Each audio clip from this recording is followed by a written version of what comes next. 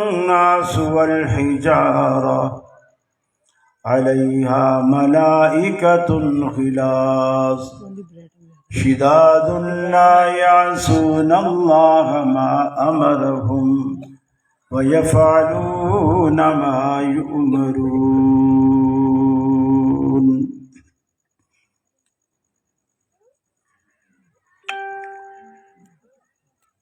یہ مقصد ہے کہ دنیا سے جہالت دور ہو جائے، کلام اللہ سے مومن کا دل پر نور ہو جائے۔ یا الہی جب تک کہ میرے جسم میں جان رہے، تجھ پہ صدقے تیرے محبوب پہ قربان رہے۔ میں رہوں یا نہ رہوں پر دل کی ہے یہ دعا، دین احمد اور عزت قرآن رہے۔ عزیز ساتھیو، دوستو، بزرگو، صدر مجلس حضرت مولانا قاری ابو بکر صاحب، دیگر علماء، خطباء، زعماء، طلباء، اس علاقہ کے میرے اہل توحید مسلم بھائیوں، میری مسلم ماؤں، بہنوں، بیٹیوں، ہم یہاں آج آپ کے علاقے میں ایک دعوتی، تبلیغی اور اصلاحی مشن کے تحت جمع ہے۔ اللہ سے دعا ہے اللہ مجھے حق کہنے کی اور ہم سب کو حق سمجھنے اور پھر عمل کی توفیق عطا فرمائے۔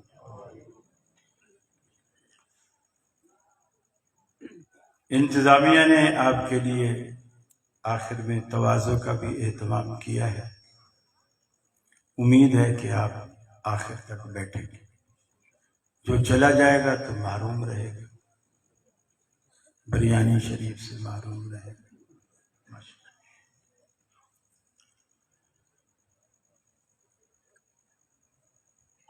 دنیا میں اللہ رب العالمین نے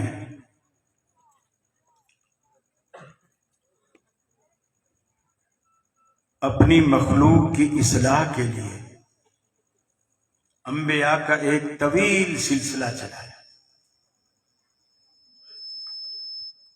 انبیاء آتے گئے، اپنی اپنی قوم کو سمجھاتے گئے، دعوت دیتے گئے، گناہوں سے روکتے گئے،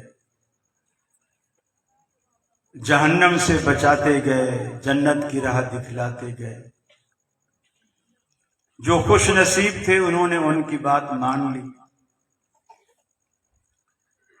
جو بد نصیب تھے انہوں نے ان انبیاء کی بات کو ٹھکرایا، اللہ کو ناراض کیا اور عذاب کے حقدار بن گئے۔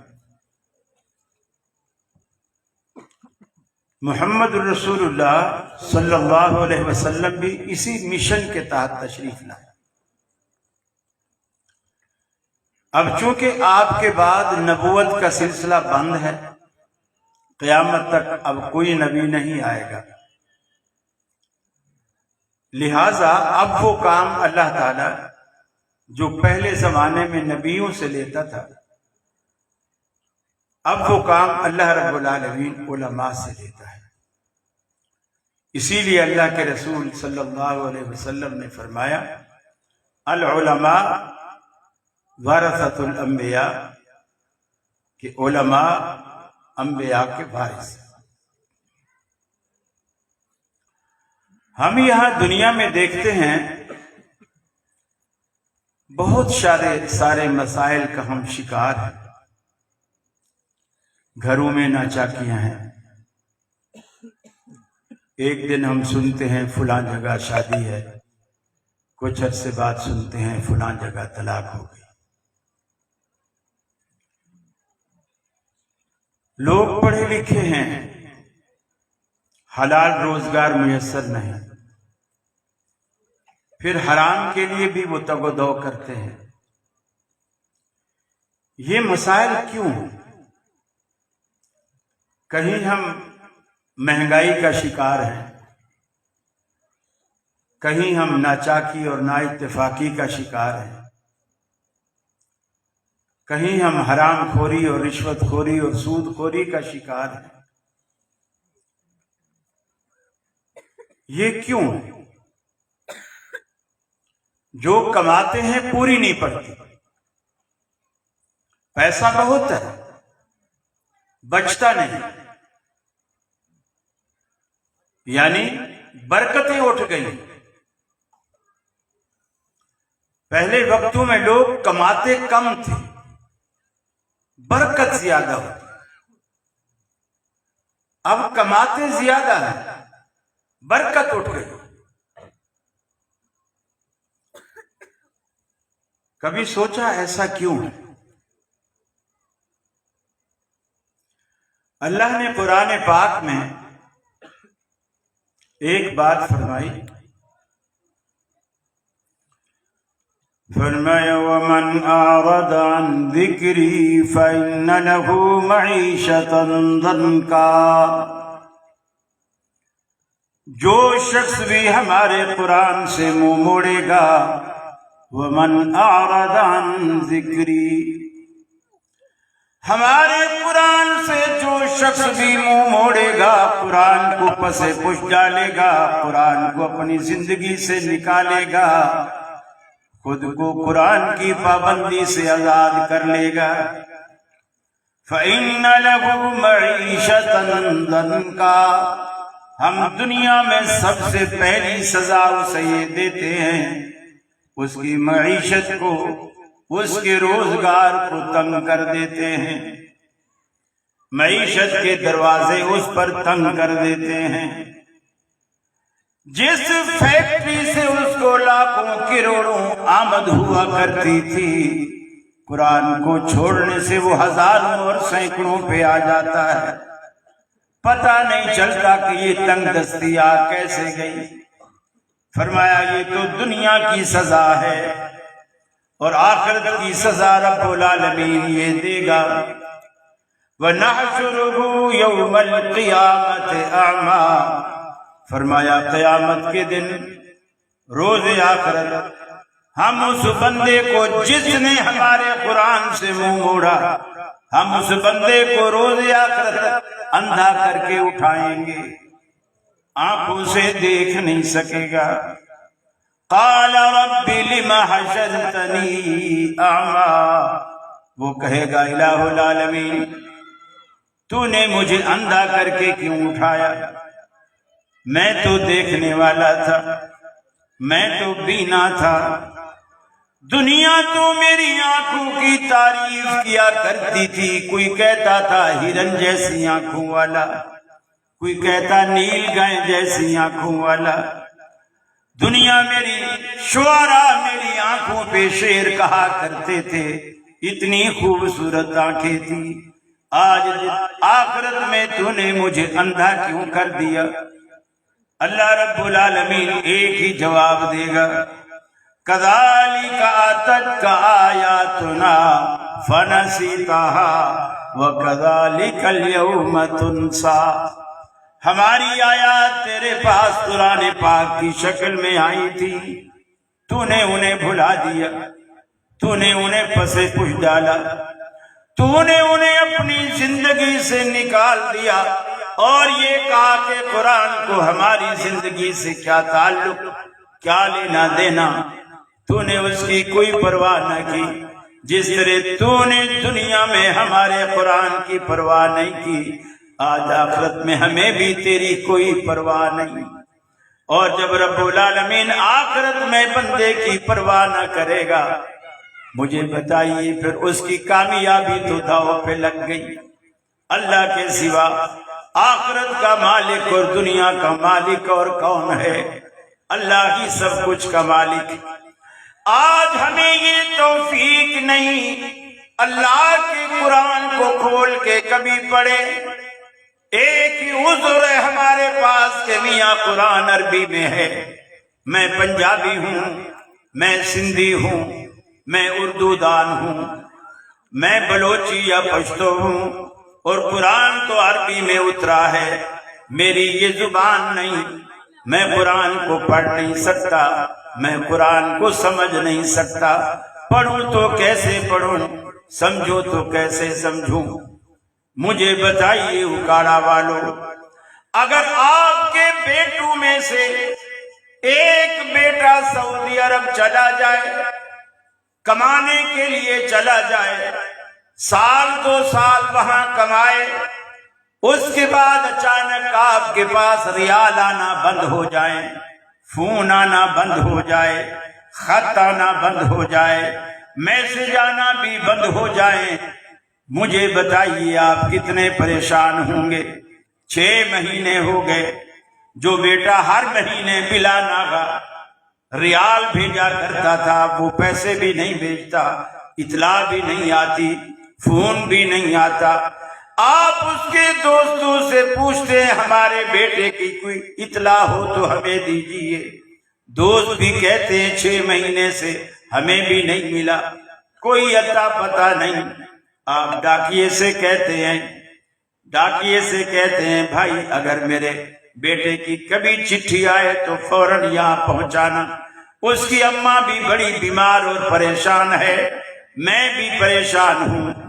6 مہینے کے بعد اگر پہلی مرتبہ آپ کے لختے جگر کی چٹھی سعودیہ سے آپ کے پاس پاکستان اکھاڑا میں آئے، ڈاکیا لے کر کے آئے، اور آپ اسے بالکل دوپہر کا وقت ہو، کھانا ٹیبل پہ لگ چکا ہو، بیگم بھی بیٹھ گئی ہو، آپ بھی بیٹھ گئے ہوں، ابھی پہلا نوالا اپنے ہاتھوں سے توڑا، دروازے پہ پوسٹ مین نے، ڈاکیے نے دستک دی، باہر آئیے، جس چٹھی کا آپ کو انتظار تھا وہ چٹھی آ گئی۔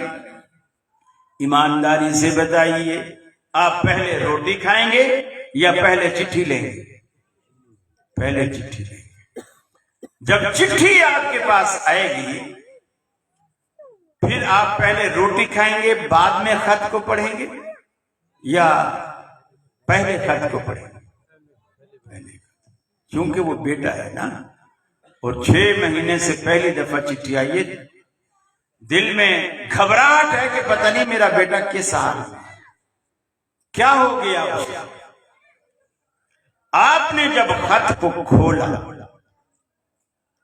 کیونکہ اب اتنے سالوں سے بیٹا سعودی عرب میں ہے، وہ اس بات کو بھول گیا کہ ابا پڑھا لکھا ہے یا نہیں ہے، اس نے سارا خط عربی میں لکھا، سارا خط عربی میں لکھا۔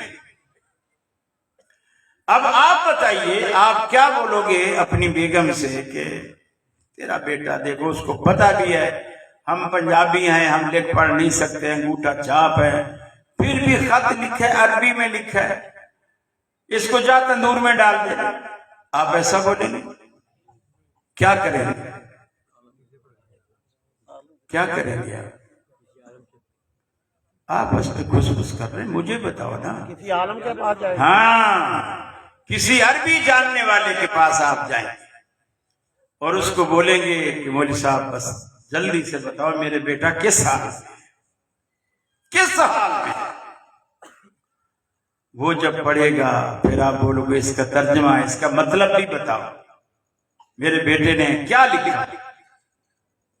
وہ بیٹا ہے نا، آپ کا خون ہے اس لیے، لیکن اللہ سے تو شاید ہمارا کوئی رشتہ ہی نہیں، کوئی تعلق ہی نہیں۔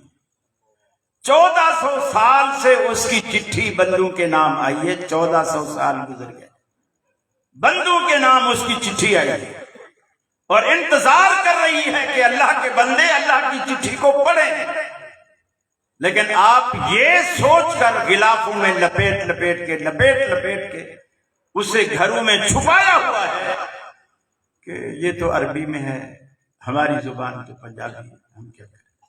خط بھی تو عربی میں تھا نا، وہ چونکہ بیٹے کا تھا، یہ تو اللہ کی چٹھی ہے، اللہ سے ہمارا کیا تعلق؟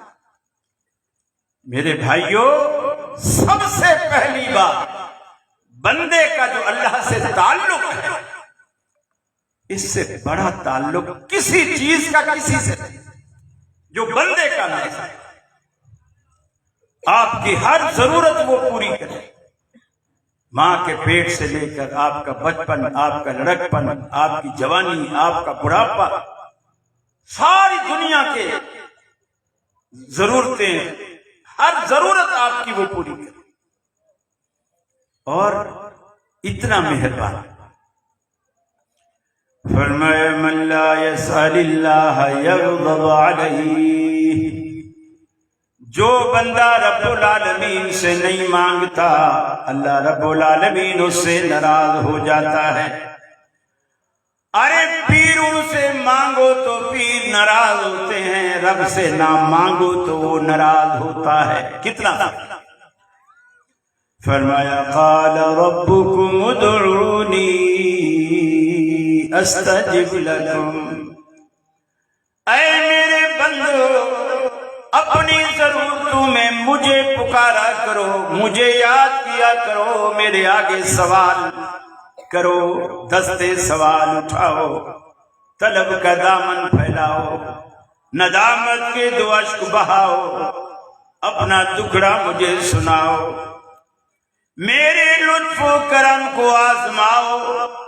اے میرے بندے میرے دروازے پر ایک مرتبہ تو صحیح اپنی جبین نیاز جھکا تو صحیح، تیرے آنے میں دیر ہو سکتی ہے، میرے راضی ہونے میں ہرگز دیر نہ ہوگی۔ قال ربکم ادعونی استجب لکم، تمہارا پالنہار، تمہارا داتا، تمہارا رب تمہیں کہتا ہے ادعونی، مجھے پکارا کرو، میں تمہاری دعاؤں کو قبول کرتا ہوں، تمہاری دعاؤں کو قبول کرتا ہوں۔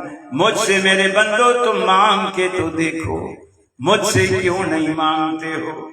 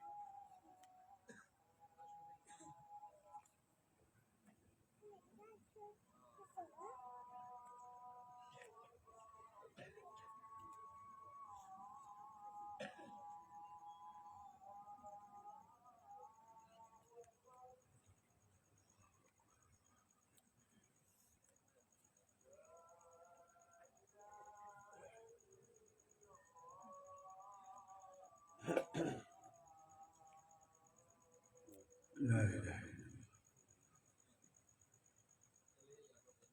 الا اللہ۔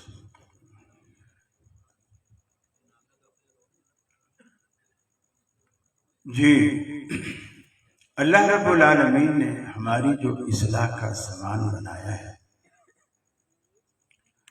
اگر ہم اپنی زندگی اس کے بھیجے ہوئے رسول جناب محمد رسول اللہ صلی اللہ علیہ وسلم کے طریقے کے مطابق گزاریں گے، ہماری خوشی، ہماری غمی، ہمارے دکھ، ہمارے سکھ، ہمارا میل ملاپ سارا انہی کے نقش قدم پر ہوگا تو انشاءاللہ ہماری زندگی کو اللہ رب العالمین ایک مثالی اور پرامن زندگی بنائے. چونکہ رسول اکرم صلی اللہ علیہ وسلم نے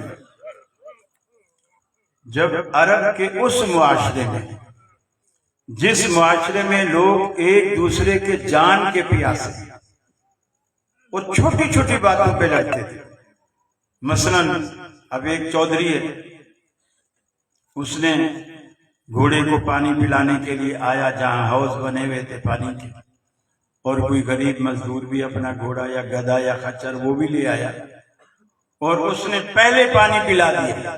اس پہ لڑائیاں شروع ہو جاتی کہ چودھری کا گھوڑا ابھی کھڑا ہوا ہے، تو نے پہلے پانی پلا دیا. اس میں جیسے آج کل کے زمانے میں گھوڑے نہیں ہیں، آپ یوں سمجھ لو کسی کچے کے علاقے میں تھانے دار کی گاڑی سے آپ اپنی گاڑی آگے لے جائیں، پھر جو اس کا اتاب آپ پر ہوتا ہے کہ تو نے ساری دھول تھانے دار SHO صاحب کی گاڑی کے شیشے پہ ڈالا. اس کے پاس پاور ہے، اختیار ہے، جس کو مولانا حالی نے کہا کہ کبھی پانی پینے پلانے پہ جھگڑا، کبھی گھوڑا آگے لے جانے پہ جھگڑا، چھوٹی چھوٹی بات پہ جھگڑا. تو نے اپنی سواری مجھ سے آگے کیوں کی؟ اور وہ کہتا تو نے اپنی سواری مجھ سے آگے کی. اور ان کی لڑائیاں رہتی اور نسلوں رہتی. لیکن نبی کریم صلی اللہ علیہ وسلم نے جب اس معاشرے میں توحید کی شمع روشن کی، اس کی وہ برکات تھی کہ وہ جو خون کے پیاسے تھے وہ شیر و شکر ہو، ایک دوسرے پہ جان چھڑکنے والے ہو، دوسرے کے دکھ درد کو اپنا دکھ درد سمجھنے والے ہو، اور ہر زندگی کا ہر شعبہ نبی کریم صلی اللہ علیہ وسلم کے شعبے کے مطابق، آپ کی زندگی کے مطابق، آپ کے غالب کے مطابق انہوں نے ڈھالنے کی کوشش. آج ہمارے گھر کیوں نہیں بستے؟ لڑائیاں کیوں ہیں؟ جھگڑے کیوں ہیں؟ طلاقیں کیوں زیادہ ہوتی ہیں؟ اس لیے کہ بنیاد رشتے کی جو ہے وہ اسلام پر یا دین پر نہیں. کسی نے پیسہ دیکھا شادی کر لی، پیسہ تو آنی جانی چیز ہے. آج پیسہ دیکھا شادی کر لی، کل پیسہ ہو گیا ختم، 2 طلاق، فارغ. بیس مضبوط نہیں ہے، بیس با حیا ہے، با شرم ہے. محلے میں اس پورے خاندان کا شرافت میں ایک نام ہے، فرمایا اس کا انتخاب کرو رشتے سے. لیکن ہم تو ایسا نہیں کرتے. جب بھی پھر وہ جوڑ پکا نہیں لگتا، جوڑ کچا ہوتا، جوڑ پکا نہیں لگتا. دینداری جب تک آپ نہیں دیکھیں گے، آپ رشتہ کرتے وقت پہلے یہ دیکھیں کہ آپ اپنے لیے دلہن نہیں لا رہے بلکہ اپنے بچوں کے لیے ایک تجربہ کار ماں لا رہے ہیں. یہ سوچ کر رشتہ کریں کہ آپ اپنی آنے والی نسل کو ایک اچھی معلمہ دے رہے ہیں، کیونکہ بچے کی اولین درسگاہ ماں کی گود ہے. اگر وہ مسلمان ہوگی، بچہ اس کی گود میں پرورش پائے گا، اس کی زندگی کے اثرات، حتیٰ کہ اس کے دودھ کے بھی اثرات اس کی زندگی پہ مرتب ہوں. پھر میاں جو کما کے لائے وہ حلال لائے، حلال نوالا اپنے پیٹ میں بھی ڈالے، بیوی کے پیٹ میں بھی ڈالے، بچوں کے پیٹ میں بھی ڈالے. حرام کو کبھی قریب نہ آنے دے. اور اس کے اتنے اچھے اثرات مرتب ہوتے ہیں کہ دنیا مثالیں دے گی کہ یار اللہ اولاد دے تو اس جیسی اولاد دے. یہ حلال نوالے کی برکت ہے. اور پھر بڑوں کا احترام، جیسے ماں باپ ہیں آپ کے، بوڑھے ہیں، دادا ہے، نانا ہے، نانی ہے، دادی ہے، ان کا احترام کریں. اور بڑوں کو چاہیے کہ بچوں پہ، چھوٹوں پہ شفقت کریں، پیار کریں. آج دیکھیے اللہ کے رسول نے اتنے آسان نسخے بتائے. ہم ممبر پہ جب کھڑے ہوتے ہیں، اکثر جمعے والے دن پرچیاں آتی ہیں، خیر صاحب ہمارا فلاں عزیز بیمار ہے، دعا کیجیے گا جمعے کے بعد. میرا کل امتحان ہے، دعا کیجیے گا. میرا کل انٹرویو ہے نوکری کا، دعا کیجیے گا اللہ کامیاب کرے. لیکن میں اکثر کہتا ہوں پورے حدیث کے ذخیرے میں اللہ کے رسول صلی اللہ علیہ وسلم کا ایک فرمان بھی ایسا نہیں ہے کہ اگر تم امام مسجد سے یا خطیب مسجد سے دعا کراؤ گے تو اللہ تمہاری دعا کو قبول کرے گا. ایک حدیث بھی نہیں ہے, منع بھی نہیں ہے, لیکن یہ فضیلت بھی نہیں ہے کہ اگر امام مسجد دعا کرے تو اللہ رد نہیں کرتا. لیکن یہ حدیث ہے دعوت الوالد لولدہ, جب کوئی باپ اپنی اولاد کے لیے دعا کرتا ہے اللہ اسے رد نہیں کرتا. آپ نے کبھی والد سے دعا کرائی؟ والد سے بنا کے رکھی ہو تو دعا کرائے نا, بنا کے رکھی ہو تو دعا کرائے. اللہ کے رسول نے فرمایا ماں باپ کی دعا اولاد کے حق میں اللہ قبول کرتا, رد نہیں کرتا. آپ نے ان سے کبھی, اور پھر ماں باپ کو یہ اللہ نے اتنی بڑی نعمت دی, ماں باپ کو پرچی بھی نہیں لکھنی پڑتی. جیسے مولوی صاحب کو پرچی دیتے ہیں نا, ماں باپ کو پرچی بھی نہیں لکھ کے دینی پڑتی کہ میرے لیے دعا کرنا. آسان طریقہ ہے. ابا باہر سے کام کاج کر کے تھکا ہوا آیا, یا اماں گھر میں گھر کے کام کاج سے فارغ ہو کے تھکی ہوئی آئی, بیٹھی چارپائی پہ لیٹی, آپ پاؤں والی سائڈ پہ جسے آپ پینتی بولتے ہیں وہاں سے آپ بیٹھ گئے, اپنا ہاتھ پاؤں پہ رکھ لیں اور ایسے ایستا ایستا پاؤں کو دبانا شروع کر دیں. آپ کو ایسے لگے گا کہ آپ نے دعا والے بٹن پہ ہاتھ رکھ دیا. آپ ایسا دباتے جائیں گے اور ادھر سے دعائیں نکلنا شروع ہو جائیں گی. اماں ہو یا ابا ہو فوراً, اور ایسی ایسی دعائیں, جیتے رہو بیٹا, سدا سکھی رہو بیٹا. بعض تو یہاں تک دعائیں دیتے اللہ کرے میری عمر بھی تجھے لگ جائے بیٹا. یہ ماں باپ کے سوا کون دعا دے سکتا ہے؟ یقین مانیے جب یہ بوڑھے ماں باپ گھر سے رخصت ہو جاتے ہیں, پھر شاید روزی روٹی تو آپ کی چلتی رہتی ہے, لیکن آپ کے پیچھے پھر دعائیں دینے والا آپ کو کوئی نہیں ہوتا.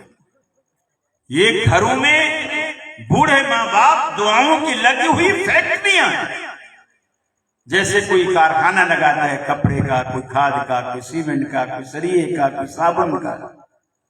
یہ جو بوڑھی اماں اور بوڑھا باپ ہے نا, یہ کچھ بھی نہ کریں, گھر میں بس بیٹھے رہے, روک ٹوک بھلے کرتے رہے. دیر سے کیوں آیا ہے, کدھر سے آ رہے ہو, کل بھی تو دیر سے آیا تھا, آج بھی. یہ روک ٹوک ہمیں بری لگتی ہے, لیکن یہ جو گھر میں بیٹھے رہتے ہیں نا, آپ یوں سمجھیے یہ دعاؤں کی فیکٹریاں ہیں دعاؤں. امام ابن سیرین رحمت اللہ علیہ بہت بڑے امام تھے, تعبیر الرؤیا کے بارے میں بھی معروف ہے ان کا نام. ان کی والدہ فوت ہو گئی, بڑے زار و قطار رونے لگے. کسی نے کہا حضرت آپ تو امام صاحب ہیں, آپ تو ہمیں صبر کی تلقین کرتے ہیں, آپ ہمیں صبر کی تلقین کرتے ہیں, اور آپ رو رہے ہیں اماں کے مرنے پر. انہوں نے کہا نہیں, میں ماں کے مرنے پر نہیں رو رہا, میں اس بات پہ رو رہا ہوں اللہ تعالیٰ نے میرے لیے جنت کے 2 دروازے کھولے تھے, ایک ابا کی شکل میں اور ایک اماں کی شکل میں. اس میں سے ایک دروازہ آج بند ہو گیا, ایک دروازہ آج بند ہو گیا. ہمیں جب ہی پتا چلے گا جب یہ دروازے بند ہوں گے, پھر وہ دعاؤں کے دروازے بند, پھر سگے بھائی بھی ہونا وہ ٹانگیں کھینچتے ہیں. آپ کی ترقی سے کوئی خوش نہیں ہوتا سوائے ماں باپ, کوئی خوش نہیں ہوتا. بیٹا جب ترقی کرتا ہے باپ کو ایسے لگتا ہے جیسے میں نے ترقی کی, دنیا کو فخر سے بتاتا ہے یہ میرا بیٹا ہے, ماشاءاللہ اس نے فلاں ڈگری پاس کر, اول نمبر آیا, گولڈ میڈلسٹ. ایک ایک کو بتاتا ہے, ایسے خوش ہو کے بتاتا ہے جیسے اس نے ڈگری حاصل کی. ماں باپ کے بعد آپ کی ترقی پہ, آپ کی خوشیوں میں خوش ہونے والا پھر پیچھے کوئی نہیں. یہ چیزیں آپ ابھی سے ہیں, اپنے دل و دماغ میں بٹھائیے۔ اللہ کے رسول صلی اللہ علیہ وسلم نے فرمایا، دیکھیے گھر میں جو جھگڑے ہوتے ہیں، آپ نے اس کا ایک گر بتایا، نبی کریم صلی اللہ علیہ وسلم نے گر بتایا۔ پہلی بات، کبھی بھی گھر میں دبے پاؤں داخل نہ ہو، کبھی بھی دبے پاؤں گھر میں داخل نہ ہو۔ حتیٰ کہ اللہ کے رسول صلی اللہ علیہ وسلم کئی ہفتے سفر پہ ہوتے پھر واپس آتے، کبھی اچانک گھر نہیں جاتے، پہلے مسجد آتے، وضو کرتے، بلال کو بلاتے اور کہتے میرے گھر میں اطلاع کر دو، میں آ گیا ہوں، میں مسجد میں 2 نفل پڑھوں گا، نفل پڑھنے کے بعد گھر آؤں گا۔ اطلاع کر کے پھر جاتے۔ اور آپ آج کا معاشرہ کیا ہے؟ بندہ بیوی سے آ کے کہتا ہے میں آفس کے سلسلے میں لاہور جا رہا ہوں، مجھے 3 دن لگ جائیں گے، 3 دن بعد واپس آؤں گا، اور میرا بیگ تیار کرو۔ بیگم بیگ تیار کر دیتی ہے۔ اب وہ گھر سے نکلتا ہے عصر کے ٹائم، مثلا آج نکلا کہ میں 3 دن بعد آؤں گا، وہ رات 12 بجے پھر واپس آ جاتا ہے، صرف یہ شک کی وجہ سے کہ میں یہ دیکھوں کہ میرے پیچھے گھر میں کیا ہوتا ہے۔ یہ وہ شک ہے جو گھروں کو برباد کرتا ہے، محبت کو نفرت میں تبدیل کرتا ہے۔ اللہ کے رسول نے اس طرح دبے پاؤں کبھی بھی گھر میں قدم نہیں رکھا۔ آپ کیوں رکھتے؟ آپ کیوں بیوی کو چور سمجھتے؟ ایک دوسرے پر اعتماد کرنا سیکھیں۔ یہ جو میاں بیوی کا رشتہ ہے نا، یہ کچھ لو اور کچھ دو کے اصول پر چلتا ہے، اس میں ون وے نہیں چلتا۔ کچھ لو اور کچھ دو، اس اصول پر یہ گاڑی چلتی ہے، ون وے کبھی نہیں چلتا۔ آپ سوچو کہ میں لیتا رہوں اور مجھ سے کوئی کچھ نہ مانگے، ایسا نہیں ہوگا۔ آپ کو قربانی دینی پڑے گی تو آپ کو قربانی ملے گی، محبت دیں گے تو محبت ملے گی۔ نفرت دے کر آپ محبت اور کسی کا دل کبھی نہیں جیت سکتے۔ پھر آپ نے فرمایا، اور دنیا کے اندر رہتے ہوئے اگر 4 کام کرا، صرف 4 کام، فرمایا صلت خمسہا، یہ جو دن میں 5 نمازیں ہیں، اگر کوئی خاتون یہ 5 نمازیں پوری پڑھ لے، فجر، ظہر، عصر، مغرب اور عشاء، کوئی تہجد نہیں، کوئی دیگر اشراق نہیں، کوئی نماز نہیں بتائی، صلت خمسہا، اگر وہ دن کی 5 نمازیں کوئی دلہن پڑھ لے، صامت شہرہا، کوئی نفلی روزے نہیں، صرف رمضان کے فرضی روزے، 1 مہینے کے فرضی روزے رکھ لے، دن کی 5 نمازیں پڑھ لے، رمضان کے مہینے کے روزے رکھ لے، اطاعت بالہا، اپنے خاوند کی اطاعت کرے۔ یہ سارے جھگڑے اسی بات پر ہوتے ہیں، خاوند کو گلہ ہوتا ہے کہ میری بات نہیں مانتی، بیوی کو گلہ ہوتا ہے کہ یہ میری بات نہیں مانتا، اس کو گلہ ہے کہ یہ میرے ماں باپ کی خدمت نہیں کرتی، اس کو گلہ ہے کہ یہ میرے ماں باپ کی عزت نہیں کرتا، دونوں کے ایک دوسرے سے شکوہ ہے۔ آپ نے فرمایا اطاعت بالہا، شادی کے بعد بیوی کے اوپر فرض ہے کہ اس کے خاوند کی اطاعت کرے، جب تک کہ خاوند اللہ اور اس کے رسول کے خلاف حکم نہ دے، اس کی بات مانے، اس کی اطاعت کرے۔ شادی کے بعد ماں باپ کی اطاعت بھی لڑکی پر فرض نہیں، اس کے دولہا کی اطاعت اس پر فرض ہے۔ اس پہ اکثر جھگڑے ہوتے ہیں، بلکہ آج کل تو ٹچ موبائل کا زمانہ ہے، لوگ بیٹیوں کو شادی میں جب رخصت کرتے ہیں تو بھائی یا چھوٹا بھائی بڑا بھائی گفٹ میں مہنگے والا آئی فون دے دیتے ہیں اور کہتے ہیں تیرے 10-12 جوان بھائی ہیں، وہاں جا کر بھیگی بلی نہ بن کے رہنا، ذرا سا اونچ نیچ ہو نا، بس ایک مس کال دے دینا، پھر دیکھنا ہم کرتے کیا ہے۔ یہ بنیاد رکھی جا رہی ہوتی ہے بہن کا گھر اجاڑنے کی۔ پرانے زمانے میں لوگ ایک گھیسا پیٹا جملہ کہتے تھے، بڑا گھیسا پیٹا جملہ، گلے ملتے تھے نا رخصت کرتے وقت بیٹی کو، باپ سر پہ ہاتھ پھیرتا تھا، روتے ہوئے ایک نصیحت کرتا تھا، بیٹی اب تیرا اصل گھر وہ ہے، یہاں تو جب بھی آئے گی مہمان بن کے آئے گی، وہ تیرا گھر، جب بھی خوشی سے آئے یہاں آئے رہ سکتی ہے، لیکن لڑ کر کبھی نہ آنا، اب اس گھر سے تیرا جنازہ نکلے تو نہ نکلے۔ اور وہ شرم و حیا والی بیٹی اپنے بوڑھے ماں باپ کی اس نصیحت پہ اتنا عمل کرتی، اس کی اتنا لاج رکھتی، دکھی سکھی جیسے بھی ہوتی تکیے میں منہ چھپا کے بھی رو لیتی، لیکن ماں باپ کے آگے شکوہ نہیں کرتی۔ ماں باپ جب بھی اچانک بھی گھر میں آ جاتے فوراً منہ دھو کے آنسو پوچھ کے ان کے سامنے ہنسنے بیٹھ جاتے، تاکہ میرے ماں باپ۔ ایک دن آپ آئے اور یہ وہ وقت ہوتا تھا کہ عرب قیلولہ کرتے، دوپہر کے وقت دوپہر کا کھانا کھایا، تھوڑی دیر سستا، عرب کی گرمی بھی بڑی مشہور ہے، تھوڑی دیر سستا تھے، آرام کرتے، بھلے گھنٹہ۔ غلطی تیری تھی یا اس کی؟ نہیں پوچھا۔ پہل تو نے کی تھی یا اس نے؟ نہیں پوچھا۔ یہ وہ لوگ ہیں جو اپنی بیٹیوں کا گھر بسانا چاہتے بھی تھے۔ ہم اگر داماد کا ہاتھ پکڑ کے لے آئیں گے تو ساری ناک کی کٹ جائے گی، سارے خاندان کی ناک کٹ جائے گی۔ مجھے بتاؤ دنیا میں رسول اللہ سے اونچی ناک والا کون ہے؟ مٹی پا، جو گھر بسانا جانتے ہیں نا وہ گریزتے نہیں ہیں، وہ کہتے ہیں مٹی ختم کرو، بات کو ختم کرو۔ میرے بھائیوں، اللہ کے رسول نے 3 باتیں یہ فرمائی۔ آپ نے فرمایا احسنت فرجہا، اپنی آبرو کی عزت کی حفاظت کرے۔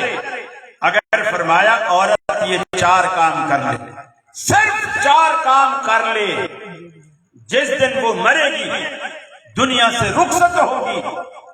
اللہ تبارک و تعالیٰ کے رسول فرماتے ہیں اللہ رب العالمین جنت کے 8 دروازے ہیں، 8، جہنم کے 7 دروازے ہیں، جنت کے 8 دروازے ہیں، اللہ تعالیٰ 8 دروازے ہیں۔ حالانکہ بندہ داخل تو کسی گھر کے بھلے 10 دروازے ہوں، بندہ داخل تو کسی ایک ہی دروازے سے ہوگا نا ایک وقت میں، لیکن اللہ اس بندی کو وہ عزت دے گا۔ اللہ کے حبیب نے فرمایا جنت کے 8 دروازے کھولے گا اور کھولنے کے بعد کہے گا فَلْتَدْخُلْ مِنْ أَيِّ أَبْوَابِ الْجَنَّةِ شَاءَتْ، اے نیک بخت جنت کے 8 دروازے تجھ پہ کھلے ہیں، جس سے تیرا جی چاہے داخل، جس سے تیرا جی چاہے داخل۔ خوبصورت ہے، جوان ہے، عمریں بھی زیادہ نہیں لیکن رشتے نہیں آتے، بیٹے ہیں، پڑھے لکھے ہیں، تعلیم یافتہ ہیں، جوان ہیں، عمریں بھی زیادہ نہیں، نوکریاں نہیں لگ رہی۔ میں کاروبار جس بھی کام میں ہاتھ ڈالتا ہوں نقصان ہو جاتا ہے۔ کتنے کاروبار، پہلے کپڑے کی دکان کھولی تھی، پھر فلاں دکان کھولی تھی، فلاں دکان، سب میں نقصان ہوتا ہے۔ اس گھر کو بیچا، سر درد ہوا فلاں مولوی سے پھونک مارو، فلاں مولوی سے پھونک مارو، فلاں گھٹنے میں درد ہے فلاں سے دھاگا پڑوا لو، فلاں سے بوتل پڑوا لو۔ میں تو اکثر دیکھتا ہوں، اور یقین مانیے میں نے دیکھا ہے جب وہ مولوی سے، بلکہ امام محمد بن منقدر رحمہ اللہ کے حوالے سے امام ذہبی رحمۃ اللہ علیہ بڑا عجیب و غریب واقعہ ہے۔ وہ فرماتے ہیں کہ مدینے میں ایک حادثہ لیا، بارش، کوئی وصیت کر کے جائے گا کہ میں مروں تو میرا جنازہ بلاول پڑھائے، کوئی وصیت کر کے جائے گا، بھلے کوئی مسلم لیگ کا ہو، کوئی وصیت کر کے جائے گا کہ میرا جنازہ نواز شریف پڑھائے۔ کہنا چاہ رہا ہوں کہ وہ گورنر بھی نکل کے نماز پڑھائی، سارا مدینہ دعا کی، بارش نہیں ہوئی، دن سارا گزر گیا، رات بھی آدھی گزر گئی، تیرا مدینہ پیاسا ہے۔ امام محمد بن منقدر کہتے ہیں کہ میں ونڈو کے پاس، کھڑکی کے پاس بیٹھا تھا. میں نے دیکھا بادل گرجے، پھر گرجتے. تہجد تو نفل ہے، فرض نماز تو فرض ہے، یہ نفل تو پڑھ رہا ہے اور اذان تو دی جاتی ہے بلانے کے لیے، اور یہ اذان سن کے باہر بھاگ رہا ہے. بڑا عجیب آدمی. کہتے ہیں کہ میں یہ سمجھا کہ گویا یہ دنیا کو یہ باور کرانا چاہتا تھا کہ جیسے لوگ باقی ابھی آئے ہیں مسجد میں بھی ابھی آیا ہوں، میں کچھ پہلے سے نہیں آیا. یعنی وہ اپنی اس نیکی کو چھپانے کے لیے باہر نکلا تھا، لوگوں کے ساتھ مل کے پھر اندر آیا. نماز پڑھی، نماز پڑھ کے جب وہ جانے لگا، لوگ بھی اٹھ کے چلے گئے. جب یہ جانے لگا تو کہتے ہیں میں بھی اٹھ کر اس کے پیچھے چل پڑا. مدینہ پورا آبادی مدینے کی ختم ہو گئی. وہ چلتا میں بھی چلتا. آگے گیا تو خانہ بدوشوں کی جیسے بستی ہوتی ہے، جھونپڑیاں ہوتی ہیں، وہ عارضی گھر جھونپڑیاں بنی ہوئی تھی، اس کی طرف چل پڑا. میں بھی پیچھے چل پڑا. ایک جھونپڑی کے اندر یہ داخل ہوا. اس جھونپڑی میں باہر پردہ لگا ہوا تھا دروازے پر. اخلاقاً فرض تھا پوچھنا، اندر عورتیں بھی ہو سکتی ہیں. میں نے باہر کھڑے ہو کر پوچھا بھائی کیا میں اندر آ جاؤں؟ اس نے کہا آ جاؤ، اندر کوئی نہیں. میں اندر چلے گیا اور اس کے سوا کوئی نہیں تھا. ایک چارپائی پڑی تھی، میں کونے میں بیٹھ گیا. وہ بھی بیٹھ گئے، وہ بھی چپ رہا، میں بھی چپ رہا. وہ سوچ رہا ہے میں بولوں، میں سوچ رہا ہوں یہ بولے، مجھ سے پوچھے کیوں آیا ہے. خیر میں بولے بیٹھے بیٹھے اس کے کمرے کا جائزہ، وہ جو جھونپڑی تھی اس کا جائزہ لینے لگا کہ اس کی جھونپڑی میں کیا ہے، تاکہ مجھے پتہ چلے کہ یہ کیا کام کرتا ہے. جیسے کتابیں دیکھی تو لگے گا اچھا یہ کوئی مولوی ہے، اور کچھ سرنجیں پڑی ہوئی، کوئی یہ دیکھے گا تو سمجھے گا کوئی ڈاکٹر ہے، ٹیکے لگاتا ہے وغیرہ. تو میں نے دیکھا ایک آر پڑی ہوئی، دھاگے کی کوئی گٹھیاں پڑی ہوئی، چمڑے کے ٹکڑے پڑے ہوئے. تو میں سمجھ گیا کہ یہ موچی ہے، کہ یہ موچی ہے. کہتے ہیں تھوڑی دیر بعد اس نے خود ہی مجھ سے پوچھا بھائی کیا جوتا ٹکوانے آئے ہو؟ میں نے کہا نہیں. اس نے کہا تو پھر کیوں آئے ہو؟ میں نے کہا کہ میں آپ سے دوستی کرنے آیا. میرے سے دوستی؟ میں تو پیشہ ور موچی ہوں جو لوگوں کے جوتے بناتا ہوں، میرے سے دوستی لے رکھ کے تجھے کیا ملے گا؟ اس نے کہا رات جو تو نے مسجد میں دعا کی نا، اور تیری دعا پر جو بارش ہوئی، اس سے میرے دل میں تیری قدر پیدا ہو گئی. اس نے، امام محمد بن منقدر کہتے ہیں، اس نے جیسے میرے منہ سے یہ بات سنی اس کا رنگ ہی اڑ گیا، کہ جیسے اس کا کوئی بہت قیمتی راز فاش ہو گیا. اور وہ کہنے لگا نہیں بھائی نہیں، وہ کسی اور کو دیکھا ہوگا، میں تو بہت گناہگار سا آدمی ہوں، میرے کو نہیں دیکھا ہوگا، اور کو دیکھا. میں بہرحال کہتا رہا، وہ نہیں مانا. میں خیر اٹھ کے آ گیا. اگلے دن میں رات کو پھر گیا مسجد میں، وہ شخص نہیں آیا. نماز کا ٹائم ہوا، وہ شخص نہیں آیا. نماز ختم ہو گئی، وہ شخص نہیں آیا. میں نے کہا میں نے اس کا گھر تو دیکھ لیا ہے، چلو ہو سکتا ہے بیمار، میں اس کو ملنے چلا جاتا. میں اس کے پاس گیا. میں جب وہاں گیا دیکھا تو اس کی جھونپڑی نہیں. دوسری جھونپڑی کے بعد ایک گڑیا بیٹھی تھی، بڑی عمر رسیدہ تھی. میں نے اس سے پوچھا یہاں جو جھونپڑی تھی ایک صاحب رہتے تھے. بولے کل تو آیا تھا اس کے پاس؟ میں نے کہا ہاں. بولے تو نے اس کو کیا بولا تھا؟ تو جیسے ہی اس کی جھونپڑی سے تھوڑا باہر نکلا، اس نے اپنی جھونپڑی اٹھائی، اپنی سواری گدھے پر اس کو لادا اور چلا گیا. ہمیں بتایا بھی نہیں کہاں چلا گیا. امام محمد بن منقدر کہتے ہیں میں ساری زندگی اس کو مدینے میں، مدینے سے باہر، ہر مسجد میں، ادھر ادھر ڈھونڈتا رہا، وہ بندہ مجھے پھر نظر نہیں آیا. آپ کو جو کہنے کا میرا مقصد ہے، وہ پیشے کے اعتبار سے موچی ہے، لیکن اللہ سے اس کی یاری اتنی پکی ہے، اتنی پکی ہے، وہ منہ سے کچھ بھی نکال دیتا ہے اللہ اسے پورا کر پورا کر. یہ نہیں دیکھتا یہ موچی ہے، یہ چودھری ہے، یہ وڈیرا ہے، پیسے والا ہے، غریب ہے، اس کو اس کی پرواہ نہیں. آج ہم دنیا میں کوشش کرتے ہیں میرا ماموں SHO ہو، میرا چاچا جج ہو، تاکہ ہم جب بھی کوئی غلط کام کریں وہ چھڑوا دے۔ سارا خاندان جو اسٹیبلشمنٹ میں اپنا ہو تو پھر فکر نہیں ہوتی نا کہ بھی میں جیل جا ہی نہیں سکتا۔ لیکن ایمانداری سے بتاؤ، ہم لوگوں کو دھمکی دیتے ہیں، خبردار میرا ماموں تھانے دار ہے، میرا چاچو کمشنر ہے، میرا فلاں DC ہے۔ ایمانداری سے بتاؤ، کبھی کسی کو ہم نے یہ دھمکی دی کہ خبردار میری اللہ سے دوستی ہے؟ کبھی کسی کو دھمکی دی کہ میری اللہ سے دوستی ہے؟ اس لیے کہ اللہ سے طاقتور ہستی اور کوئی نہیں، نہ دنیا میں اور نہ آخرت میں۔ اللہ سے بڑی ہستی کوئی نہیں، ہم نے اللہ سے کبھی بنائی نہیں۔ اور اللہ کے رسول صلی اللہ علیہ وسلم کو جب کفار مکہ نے کہا نا کہ تو اکیلا ہمارا کیا مقابلہ کرے گا، آپ نے فرمایا ثم کیدون فلا تنظرون، تم میرے خلاف تدبیریں بناؤ، محاذ کھڑا کرو اور مجھے مہلت نہ دو۔ انہوں نے کہا تو اکیلا ہمارا کیسے مقابلہ کرے گا؟ فرمایا ان ولی اللہ الذی نزل الکتاب، میرا رب، میرا دوست رب العالمین ہے جس نے کتاب نازل فرمائی، وَهُوَ يَتَوَلَّى الصَّالِحِينَ، اور وہی نیک لوگوں کا دوست ہے۔ فوراً آپ نے اللہ رب العالمین کی دھمکی دی، خبردار میری یاری رب سے ہے، میرے ساتھ پنگا نہ لینا، میری دوستی رب العالمین سے ہے۔ چنانچہ حدیث میں آتا ہے، سیرت نگار لکھتے ہیں، ایک سفر میں دوپہر کا وقت ہے، گرمی کا موسم ہے، آپ ایک جنگل میں سستانے کے لیے لیٹ گئے، صحابہ بھی لیٹ گئے، چھوٹی چھوٹی جھونپڑیاں ہیں، بڑا درخت نہیں ہے، ایک جھونپڑی کے نیچے بمشکل ایک شخص سایہ لے سکتا ہے۔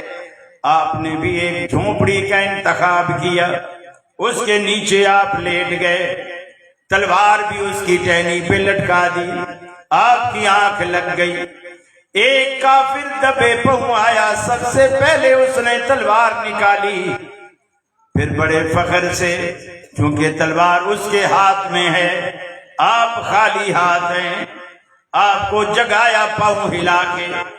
آپ جب کھڑے ہوئے تو اس نے کہا مجھے بتا آپ کو میرے ہاتھ سے آج کون بچائے گا؟ رحمت عالم صلی اللہ علیہ وسلم نے ایک ہی جملہ کہا، اللہ، تیرے ہاتھ سے مجھے بچانے والا اللہ ہے۔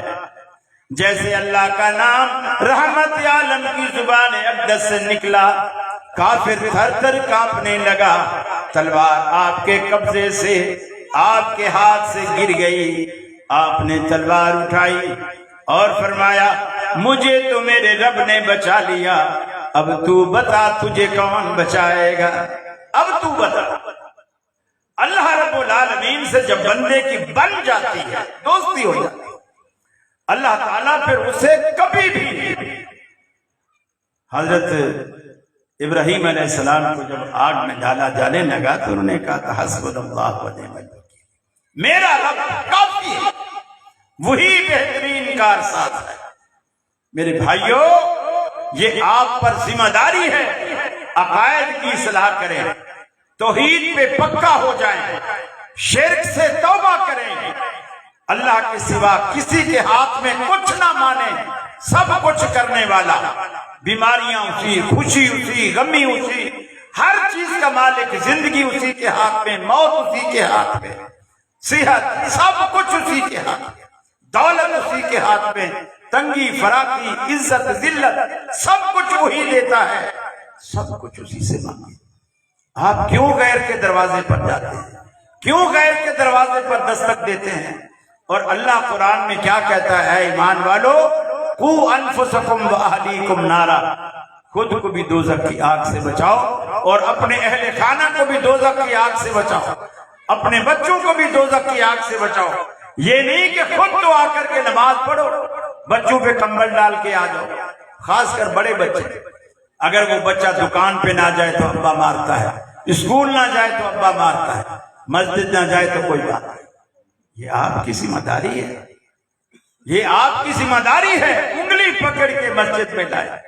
یقین مانیے جس دن ہم مریں گے نا، ہمارے پیچھے یہ بچے جن کو آپ نے مسجد کا راستہ دکھایا ہے، یہ پہلی صف میں بیٹھے ہوں گے، ہاتھ اٹھائیں گے اور کہیں گے رب ارحمہما کما ربیانی صغیرا. اللہ ان پہ اس سے بڑھ کر مہربانی کر جس طرح ہمارے بچپن میں یہ مجھ پہ شفقت اور مہربانی کرتے تھے. ہمیں نیند نہیں آتی تھی تو ان کو نیند بھی نہیں آتی تھی. ہم کھانا نہیں کھاتے تھے تو یہ بھی نہیں کھاتے. ہم بیمار پڑ جاتے تھے تو ان کے چہرے سے خوشی ختم ہو جاتی تھی. ان کو چین نہیں آتا تھا جب تک ہمیں چین نہیں آتا تھا. اللہ اب یہ تیرے پاس ہے تو ان کی برکت.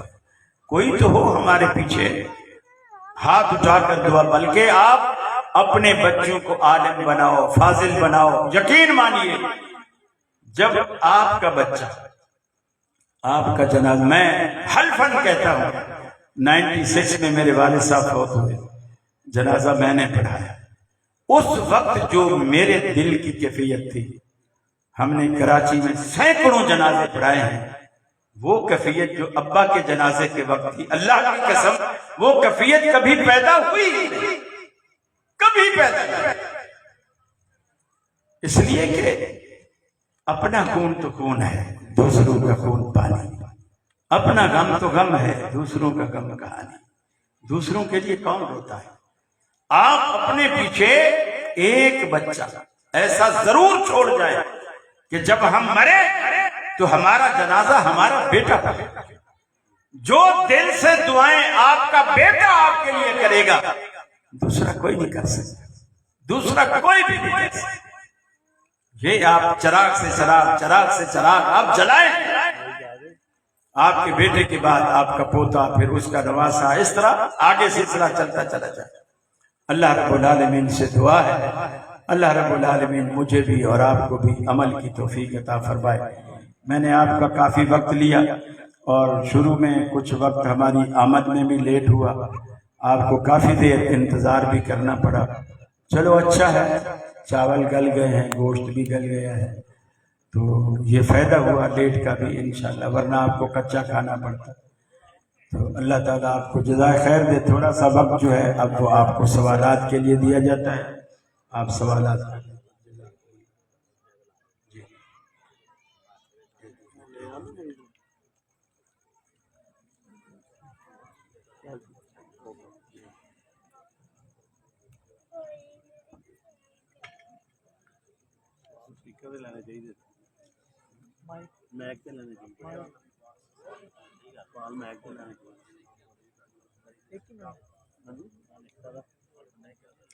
سوال ہے کہ کیا نبی پاک صلی اللہ علیہ وسلم ابھی یہاں موجود ہیں، حاضر ناظر ہیں؟ اگر ہمارے سامنے یہاں موجود نہیں تو ہم نماز میں السلام علیکہ ایھا النبی، کہ اے نبی تجھ پر سلامتی ہو کیوں پڑھتے؟ رسول اکرم صلی اللہ علیہ وسلم کوئی بندہ خود کو بھی مخاطب کرتا ہے. یہ دعا اللہ کے رسول نے ہمیں اسی طرح سکھلائی ہے، اگرچہ اس کا انداز تخاطب کا ہے. یہ دعا اللہ نے ہمیں اسی طرح سکھلائی ہے، ہم اس کو ویسا پڑھنے پر مکلف ہیں. یہ عقیدہ رکھے بغیر کہ آپ موجود ہیں، آپ سن رہے ہیں. بھلا مجھے بتائیے، اگر اللہ کے رسول یہاں حاضر ناظر ہوں، میری یہ مجال ہے کہ میں کرسی پہ بیٹھ کر آپ کو تقریریں جھاڑوں اور آپ کو مسئلے بتاؤں، پھر کس کا حق ہے مسئلہ بتانے کا؟ مجھے بتاؤ. اگر اللہ کے رسول یہاں موجود ہوں، مجھے یہ حق ہے کہ میں مصلی پہ بیٹھ کر آپ کو واز کروں. کس کا حق ہے پھر؟ بولتے نہیں. اللہ کے رسول کا حق ہے. کراچی میں کئی سال پرانی بات ہے، ایک مولوی صاحب نے یہی کہا خطبے میں نا، اور آخر میں پڑھا دم بدم پڑھو درود آقا بھی ہے یہاں موجود. پٹھان ایک رکشے والا تھا، وہاں سے گزرا، اس نے کہا چلو جمعہ پیر تھا، غصے میں تو تپا بیٹھا تھا، مار جو کھائی ہوئی تھی، غصے میں تپا ہوا تھا، فوراً گیا اور اس نے پیچھے امام کے یہاں قمیض کے پیچھے سے اس کے پکڑا اور پیچھے کھینچا. جب ادھر رسول موجود ہے تو تو نماز کے لیے مصلی پر کیسے؟ سمجھ میں بات آ گئی کہ مولوی نے بات غلط کہی. یہاں موجودگی کا کیا مطلب ہے؟ پھر ہم قرآن مجید میں پڑھتے ہیں یا ایھا الکافرون لا اعبد ما تعبدون. یہ قرآن کی آیت ہے سورہ قل یا ایھا الکافرون، اے کافرون میں ان کی عبادت نہیں کرتا جن کی تم کرتے ہو. آج امام یہ جو سورت پڑھتا ہے نماز کے اندر، مجھے بتائیے نماز میں پہلی صف سے لے کر آخر تک کوئی کافر ہوتا ہے؟ اس کے پیچھے کافر ہوتا ہے کوئی؟ یہ تو ڈرتے بولتے ہی نہیں. ہاں یوں بولو نا اللہ کے ولی. میں نے تو سنا ہے پنجاب والے ہر بات پہ سبحان اللہ، ایسا یہاں آواز ہی نہیں نکل رہی. ہاں تو اب میں یہ پوچھنا چاہ رہا ہوں کہ اس کے پیچھے جب کافر کوئی نہیں ہوتا تو وہ یا ایھا الکافرون کس کو کہہ رہا ہے؟ کس کو کہہ رہا ہے؟ یہ اللہ تعالیٰ نے یہ سورت ندائیہ کلمات کے ساتھ، ندائیہ سیغے کے ساتھ اتاری ہے. ہم اس کو ویسا پڑھنے پر مکلف ہیں. یہ عقیدہ رکھے